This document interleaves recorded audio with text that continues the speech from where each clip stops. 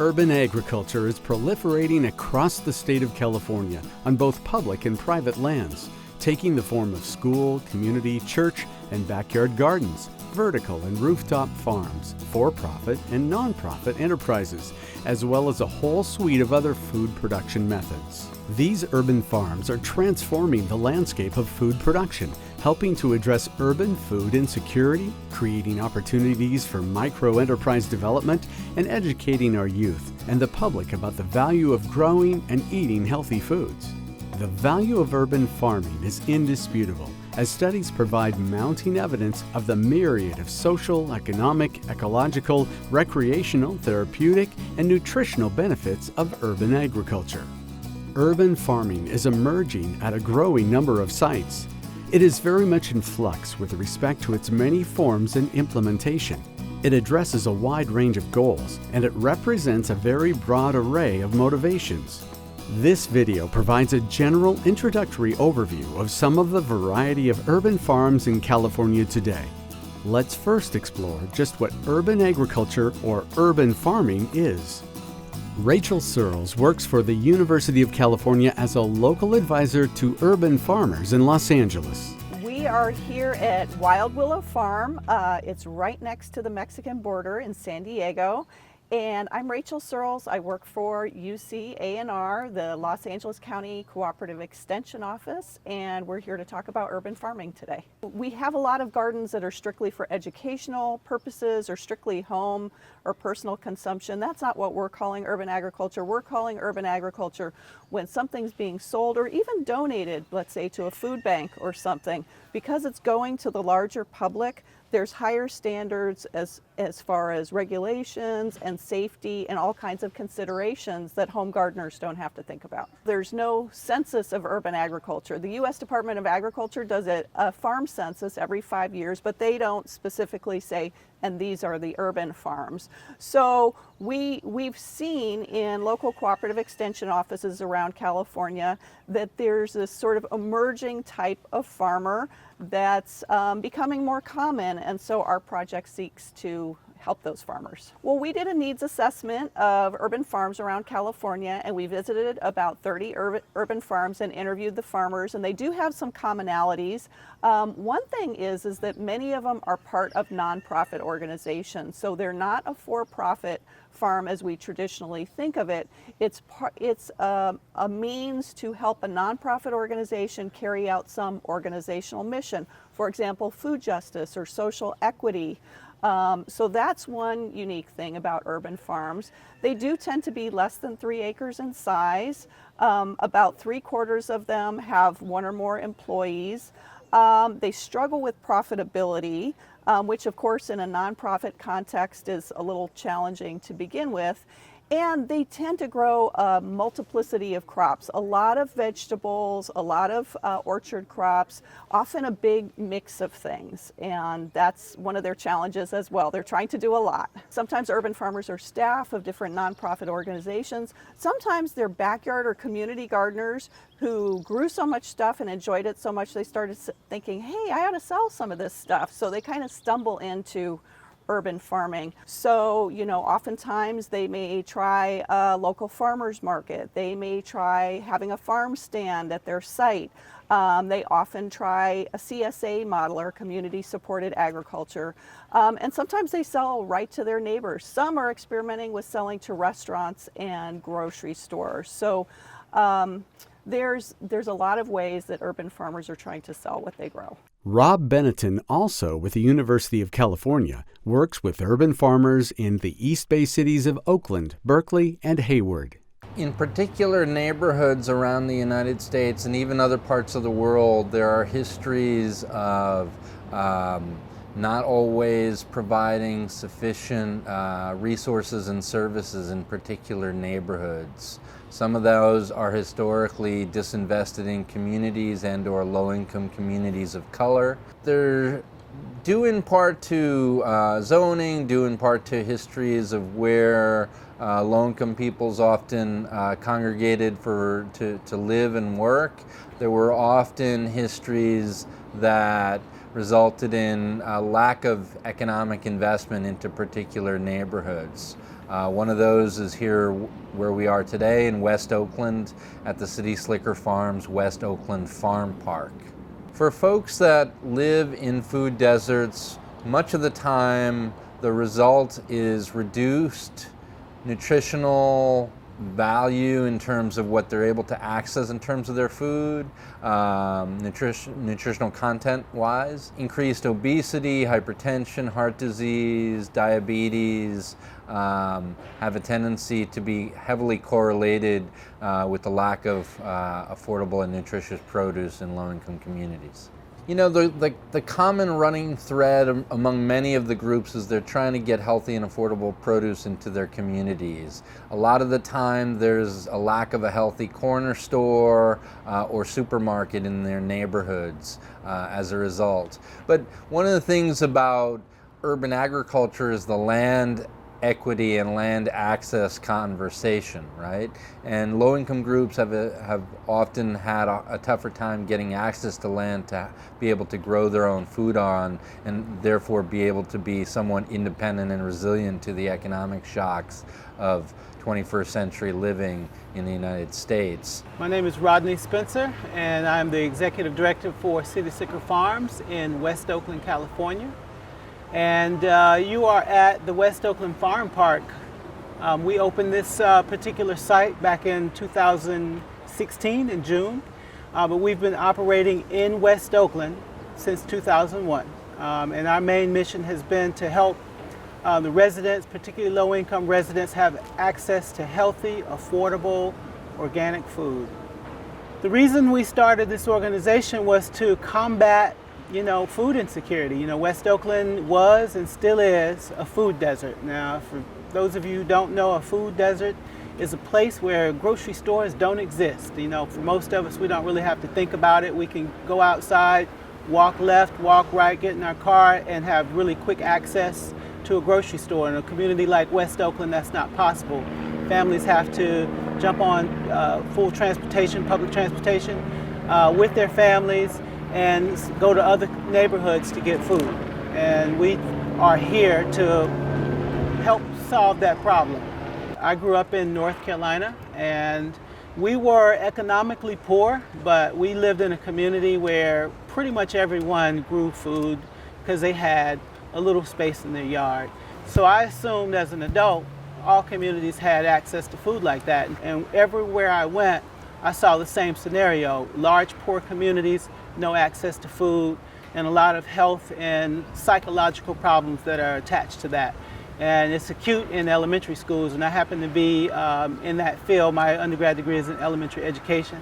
So I spent a fair amount of time working in low-income communities with students, and they're coming to school not ready to learn because they've not had the right amount of food and they've not had the right kinds of food. So that's kind of how I got started back into agriculture, because I did promise when I left North Carolina that I was done with agriculture altogether.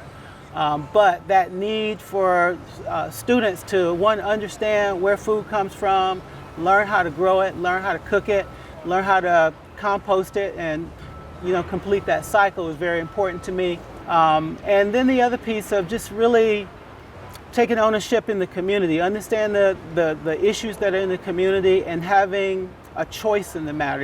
With children and their families in schools, we can decide, hey, we're going to put a garden in there. We can decide we're going to have after-school programming that focuses on health, nutrition, and science. We can decide that we're going to bring community members who have those skills and those businesses and those resources to focus on that, because that is one of the keys. I think one of the more important keys is to help in reshaping education, is making sure kids have adequate nutrition when they come to school.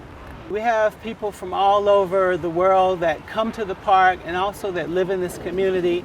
And as far as I can tell, I'm seeing that all of these cultures have a lot in common, and that is we relate in a cultural way with food. And when those cultures come together, we really start to see how much we have in common. And based on that, we start to reform our community, and they're not based on these artificial color and age and nationality. It really comes about the human experience. We all need food.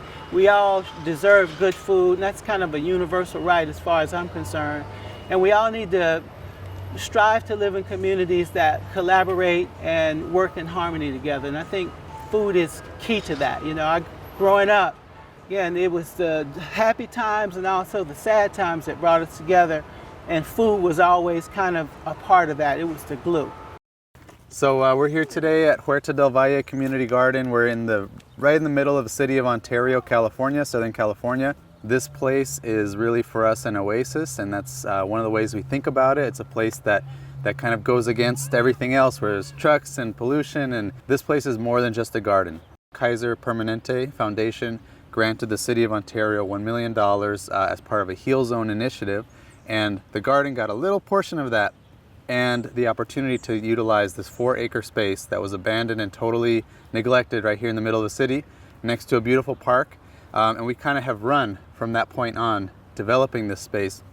And we remember that Kaiser, the funder, was questioning the idea, can community gardens really be effective places for social change, for public health initiatives?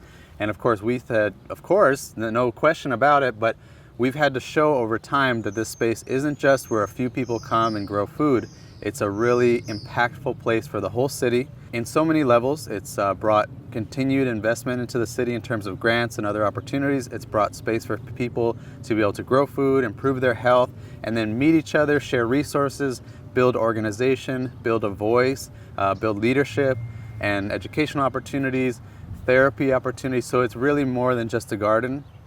But that's what happens when we plant seeds, is that they grow and they share abundance beyond what we could even imagine. This is where people come to grow their own food, and it is one of the most effective and direct solutions in terms of food insecurity, especially in low-income communities where you can't just bring a Whole Foods in and say, okay, solved. Oftentimes, Whole Foods won't want to come in for various reasons, or people feel they can't afford it. So it's on both ends. So this is a really direct solution to low-income families being able to find a way to grow their own food. As you can see, they're more than willing. Our intention, our vision is to do one of these gardens every mile. We think we want to have them that common in people's lives. We feel like that's going to really transform the landscape and transform the relation that everybody has. Rather than simply only being consumers of the food, more and more people involving themselves in the production side as well and becoming producer consumers. And that way we're not at the mercy of whatever's in the store, the E. coli with all the romaine lettuce and all that. We grow it ourselves. So if you have access to land and the ability to do it, you can go to the city and bring your site plan and say, here's what we're going to do. And they're going to work with you. So that's something new, because prior to Huerta del Valle, that did not exist. A resident could not just say, I want to start a community garden, here's my plan. The city would say, well, we don't have policy for that. So on a policy level, it's realistic. And we hope that through this example, we can show that it can be done. And we think numbers wise, it makes sense to do more and more of these, because really only some people can be fed off of this operation. At a certain point, we run out of production.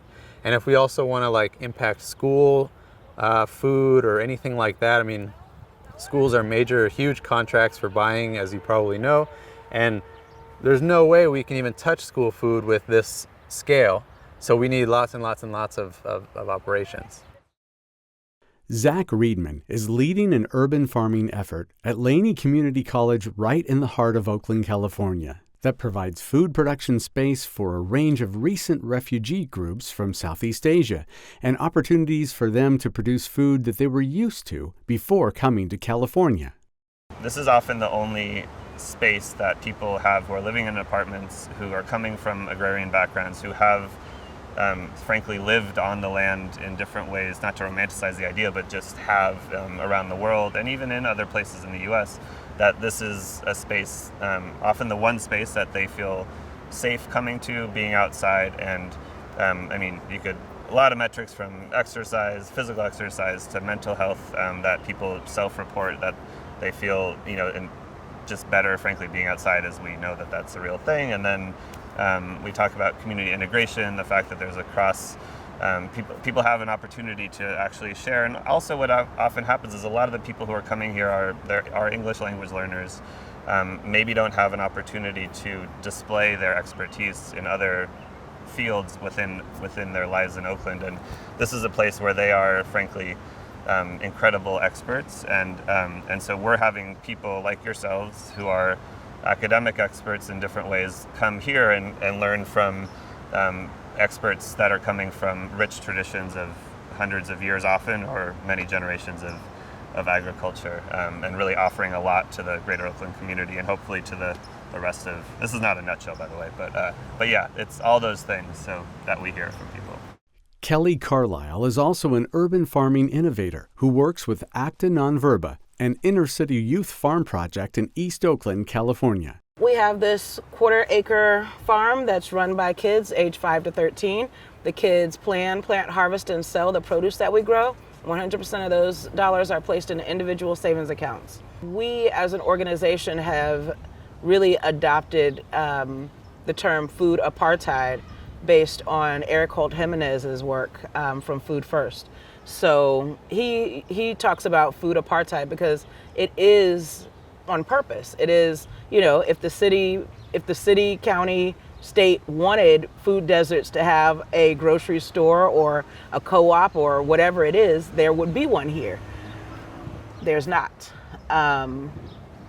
And attempts to open them have been met with, we don't want to use that property for a grocery store. We're going to wait for the developers to come through. At almost 40% dropout rate in the city of Oakland was my inspiration. The idea that youth are dropping out of school, as early as the 7th or 8th grade, or if they're not dropping out, they're being pushed out through the, school to prison pipeline. So understanding that, similar to food apartheid, systemic racism plays a major part in all the things going on here in our community.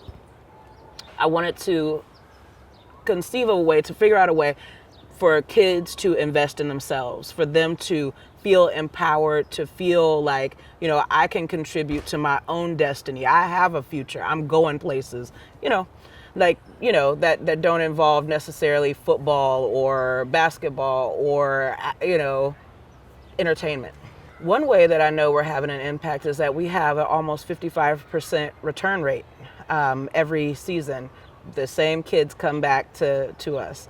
Another way is, how many folks are really excited to open up the accounts for their kids.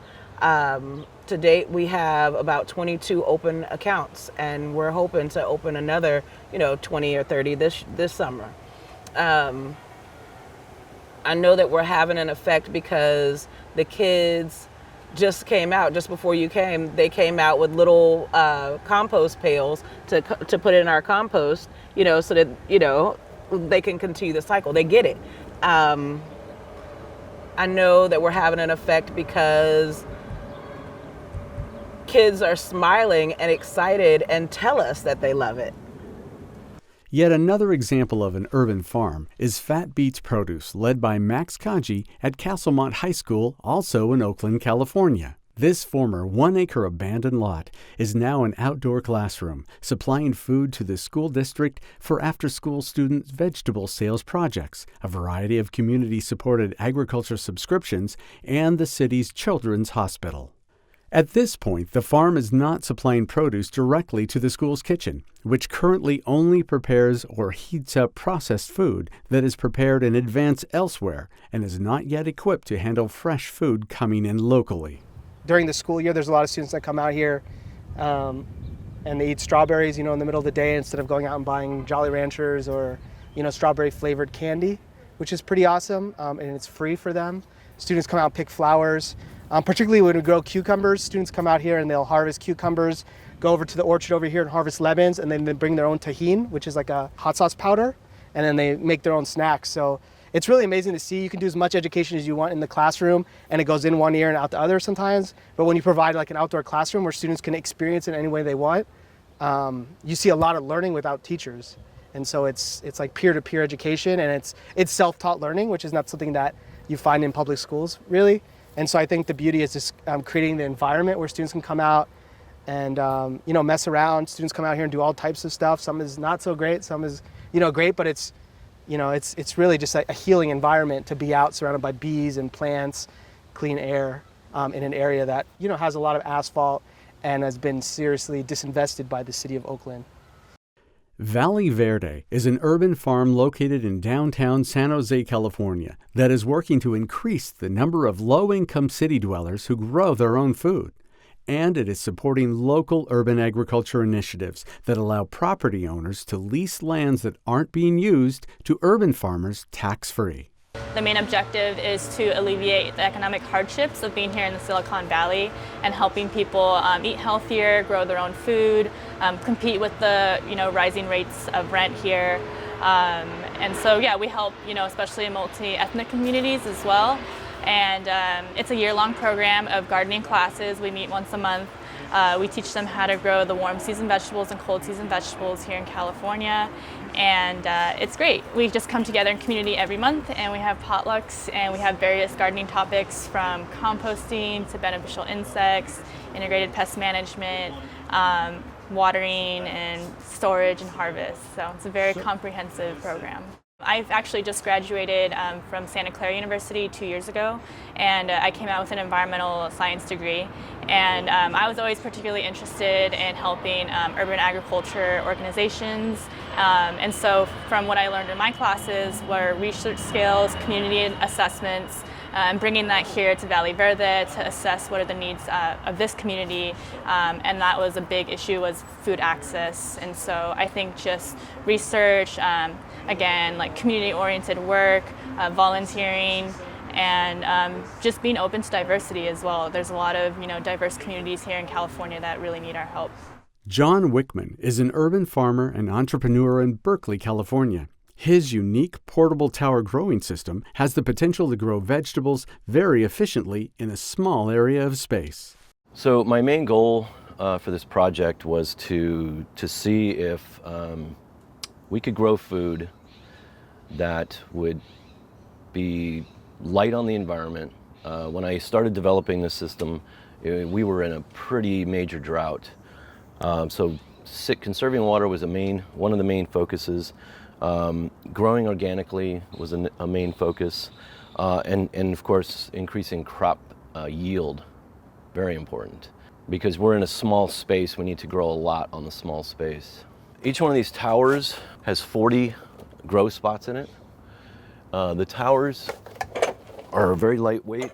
They come off, they're only hanging on the top bar by this hook. You can spin them if you needed to. I built that in because I'm growing on the north side of the tower. I was told by all of the industry experts that would never work because most tower production is only on one side. This is on all four sides. I get even production, even growth all the way around the tower. I've never had to spin them. This is standard drip irrigation. This is a standard spray nozzle. And all it does is broadcast water into the tower, runs down the side, and inside of the cup is where you put a rock wool cube. So we start everything in a rock wool cube, just like most hydroponic farmers do. They go into seed trays, and as soon as they germinate, we put them into the system. So when the system turns on, it broadcasts water through here, gets those rock wool cubes wet, and it's a closed loop system, so the water goes down to the tank and gets pumped back up. So we use about 90% less water than conventional farming. One lettuce plant fits nicely in each spot, while for something like arugula, he'll use 5 seeds. His markets are local chefs who appreciate the heirloom lettuce varieties he grows. In addition, he also has a catering company that serves customers who appreciate locally sourced food. All the materials he uses are off the shelf, making his vertical tower production system quite portable. Another variation on the urban farming theme is Top Leaf Farms, also in Berkeley, California, a rooftop farm that was designed and pioneered by farmer Ben Ferrer. Top Leaf is the largest rooftop farm on the West Coast. So I have about 20 years of organic farming experience, and I fell in love with the city girl, and she did not want to move to the country. So at the time I was doing a lot of consultation work and design work, and I got called in with the concept design for this development to put a farm on the roof. And it was a greenwashing of the project at that point, only in the sense that no one knew how to do that. But all the intentions were there by the developer, and all of the components were roughly there. So they called me in to do the concept design. That worked into a detailed design, and then I was the one to help them install and manage it. The developer, they weren't greenwashing the project by any means. They have done some innovative stuff. They had done a lot of solar, and then they were like, oh, we could do a living roof. A lot of people have done living roofs, but what about rooftop farming? And in Detroit, New York, other places where it's more food access is a little bit more challenging, where food's coming from California, rooftop and urban agriculture is much more advanced than it is here in the Bay Area. But we have, they had some resources and innovation and ideas that they wanted to explore. So we went through the idea, and it's the first commercial rooftop farm of this scale on the West Coast. Incredibly enough, even though it is so small, it's only over a quarter acre of rooftop of actual production space. So we have 16 different roofs on 18 buildings. So everything's replicated again and again, which isn't the most efficient farming method, but it's innovative and it's working. We're making a go of it. We are a for-profit company. We don't have any grants or nonprofit support at this point. The first year I subsidized the project a little bit more based on my own design income. So I was working here as a farm manager. We had 2 employees, 2 interns that were at a 6-week rotation. And my management fee was, I was kind of giving in it to make the project be successful, not making a lot of money, and you don't in farming, but we now have a different model where this design, it is an amenity space and it provides a lot of functionality to the building. It provides building performance as far as energy, stormwater management, and also gives open space credits to the developer. So they're able to do higher density development because they're providing open space. It's providing habitat and beneficial insect habitat, pollinator habitat. Incredible life is happening up here on the roof. I think right now we're in a very critical place in our urban environment where people need to reconnect with nature. Nature is a place we go to seek inspiration, and if nature is excluded from the urban environment, then the urban environment isn't very inspiring.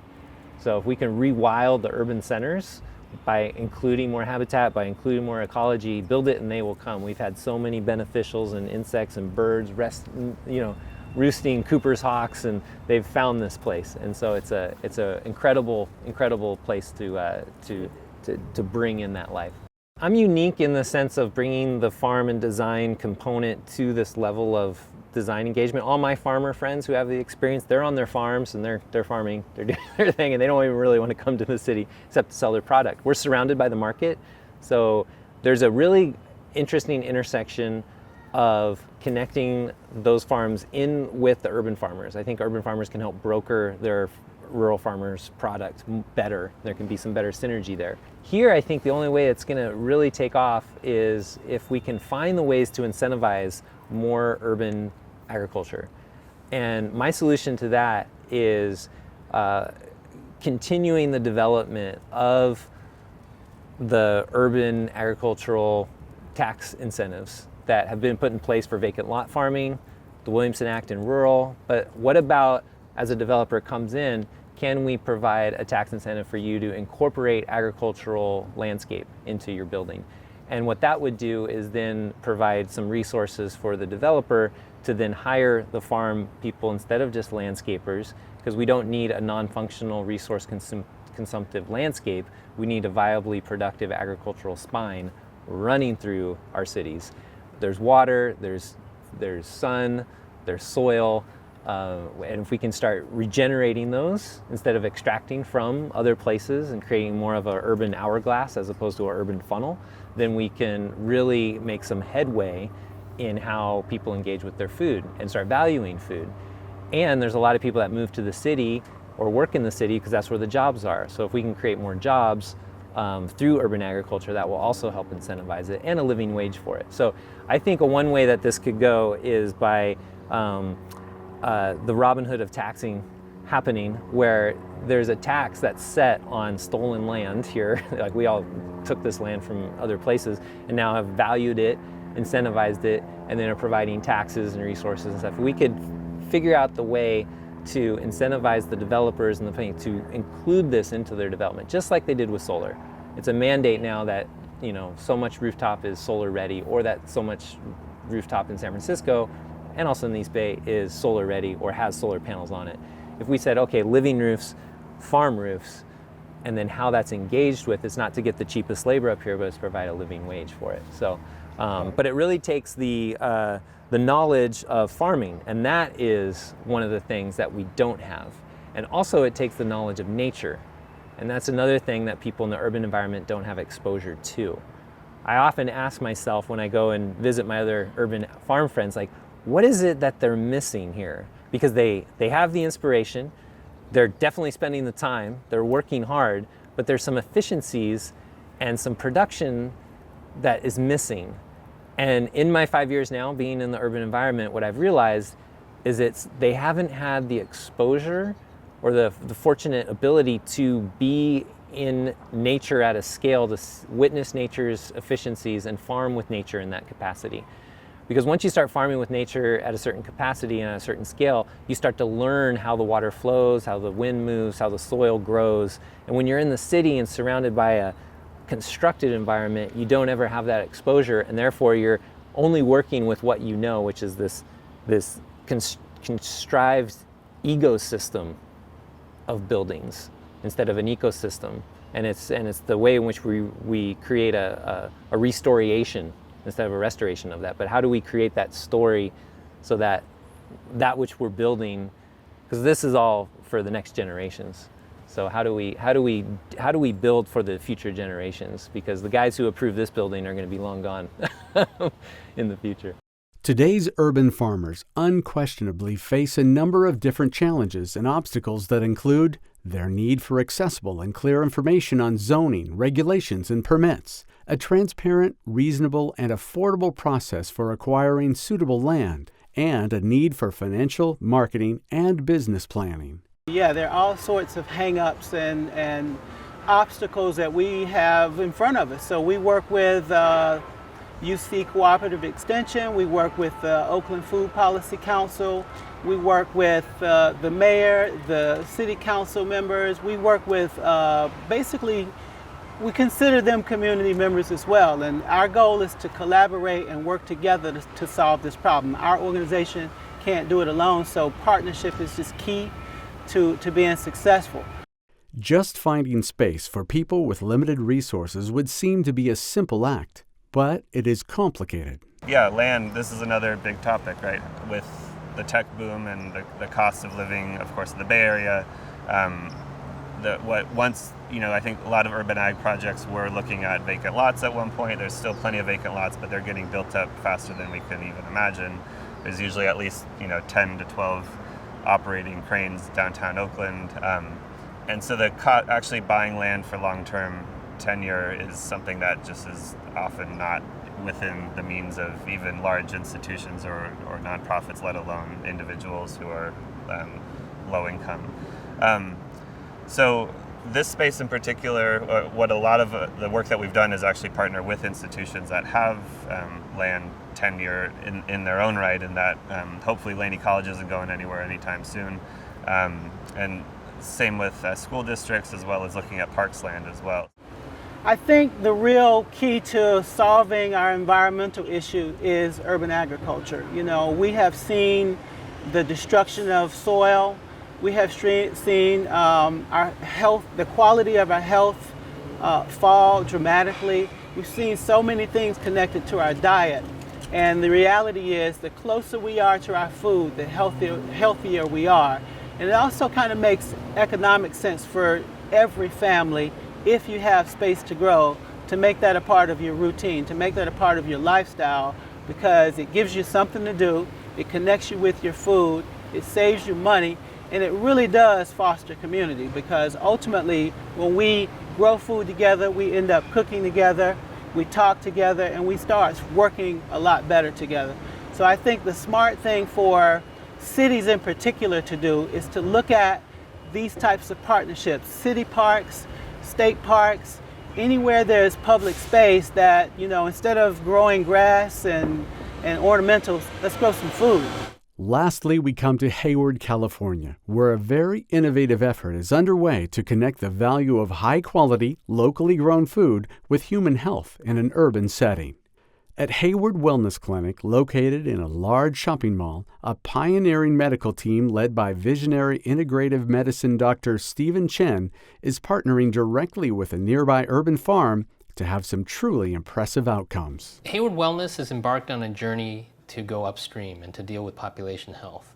And we are taking an ecological model to combine health, food as medicine, and really this new frontier of soil's health.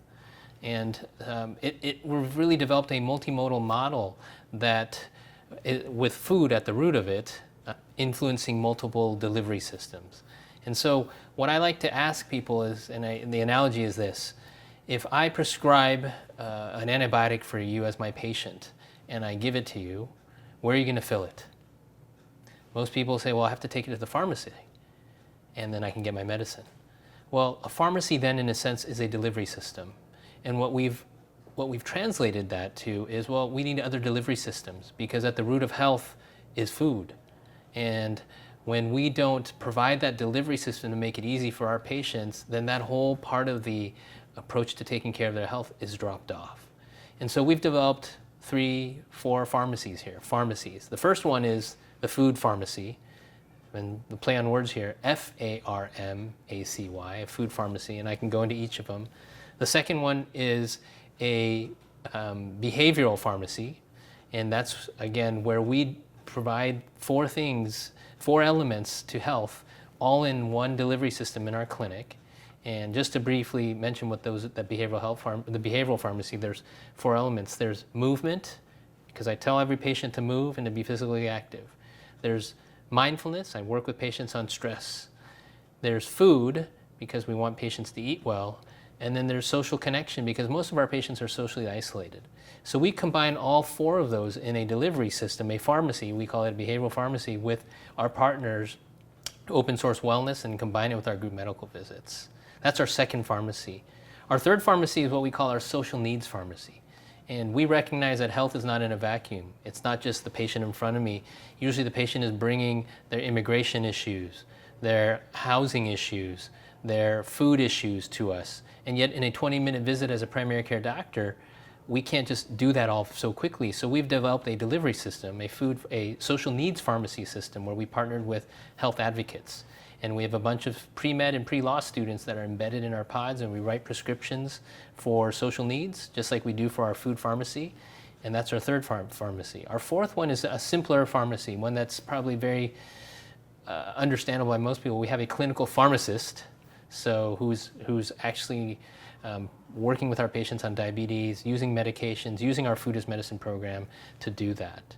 So those are the 4 pharmacies, delivery systems, if you will, to provide health to our patients, with food being at a core piece of them all.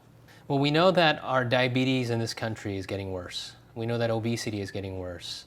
We know that our current medical model uses and utilizes more of a pill-based approach, pharmaceutical approach, very powerful medicines. I use them all as I need to. But we know that that's not enough to really change chronic disease and chronic illness. And diabetes, obesity, hypertension, hyperlipidemia, coronary artery disease, all of these are lifestyle, if you will, chronic illnesses that have major impact, lifestyle effects on these chronic illnesses. But it's not just about the lifestyle, it's also about all those social determinants of health that our social needs pharmacies are trying to address. So why are we doing this? Because we know in medicine, we've missed the food as medicine piece. I've been trained at Stanford and got 0 education on how to use food in an exam room with my patients in 20 minutes. I trained at UCSF for residency in family medicine, got 0 education. The only time I got education on how to use food was in my fellowship in integrative medicine, training under Andrew Weil's program in Arizona. And that was the beginning. And so we know that our patients don't always want to take medicines every single day for the rest of their lives, when that medicine's a once-a-day medicine, when in fact, if we change the food choices and the environment, and they're willing to dose themselves with food 3 times a day, right, breakfast, lunch, and dinner, that has powerful effects on the health outcomes. And the latest science is showing with epigenetic effects on the body, real time, you can shape and shift what genes are producing and expressing, which ultimately has an impact on these chronic illnesses. In addition to direct human health benefits that the Hayward Wellness Center's Food as Medicine and other pharmacies are having, the urban farm that they work with contributes value in other ways as well. So the unincorporated part of Alameda County, Ashland, Cherryland, San Lorenzo, primarily have some of the sort of worst data points throughout the entire county, from health outcomes to poverty, to unemployment, mortality rates, all of these things. And because it's unincorporated, the Alameda County has to take over services. So the sheriff's office is responsible for safety in this community. But when looking at how to actually improve safety in this area, we've spent some time actually over the last 14 years trying to figure out what the root drivers of crime are. And poverty and health actually are 2 of the major things that are impacting people's lives on a daily basis that ultimately result in sort of bad crime or safety issues on the outside of that. So in order to get ahead of that, we set out to create jobs in our community, and the way we wanted to do that was by doing something that also beautifies the area and creates something healthy. So starting a farm was a good idea that we didn't know how to implement ourselves, but we found really good people to do so. And that was the birth of Dig Deep Farms, and the impact of being able to, like I said, beautify the community, which is very blighted, and that impacts people's perception of place, as well as grow something that people can consume as part of their health routine is really many different wins. When you look around later at the work that the Dig Deep Farm managers have been able to do, just the sheer beauty of what has been created. This lot, we've been able to partner with this business that used to look like that parking lot, and now it's beautiful. And because of the momentum in the partnership, it also allowed us to use additional grant funding to do this mural. And these things all matter for people's sense of place and identity and pride in their place, which also impacts safety and well-being.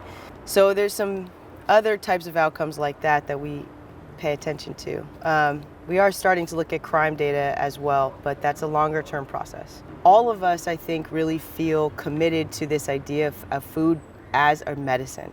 And Dr. Chen is one of us in this team that believes that to be true. And I think the big vision for that would be to have the healthcare world on a policy level shift the way it covers medicine, so that Dig Deep Farms becomes a pharmaceutical company and gets paid as a producer of a medicine. And all of the local farmers actually can have a shot at that revenue coming through that stream that really is impacting people's health outcomes. So you're supporting local jobs that's doing something positive for the earth and for people and having a health impact. If you can create local jobs that pay a real wage, that is doing something that produces a healthy product that impacts people's health outcomes, it's just everybody's winning. My name is Sasha Shankar. I am an urban farmer, and I'm the farm manager here at Dig Deep Farms. The reason why it's so important is because we're providing space for communities to see a different environment. We've had kids from the neighborhood come in and help us plant a lot of the crops that are going to the Hayward Wellness. A lot of community people are interested in getting involved, so we're also creating volunteer programs. It also provides a better public health outcome. There's more greenery, there's more green spaces available. We're tending to the soil, so we're developing better soils in this neighborhood, better bacteria, better ecology, things like that. It's a lot of people in health realizing like healthy soil will make healthy people. Healthy vegetables in their area, right next to the liquor stores and stuff like that, will make healthy people when the kids are growing up and stuff like that. So yeah, I think it makes a huge impact. We've seen an awful lot of creativity, innovation, and very dedicated work that is underway on a wide range of urban agriculture fronts at this time in California. This is indeed a very exciting and challenging time for urban farmers. With an estimated 50% of our nation's farmland projected to change hands in the coming 10 years, new farmers and new farming models are going to be needed to meet our needs for food. Urban agriculture is likely to play a role in meeting these huge challenges.